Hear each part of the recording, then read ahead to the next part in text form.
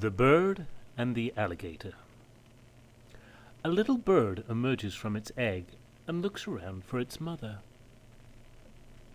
All the other eggs have hatched and nobody is around. Suddenly, an alligator's head emerges from a pond a few feet away. "Mom!" cries the bird.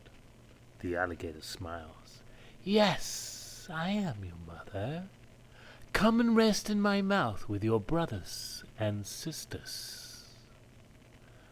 As the little bird walks over to the alligator, it is comforted to see the tracks left by its brothers and sisters.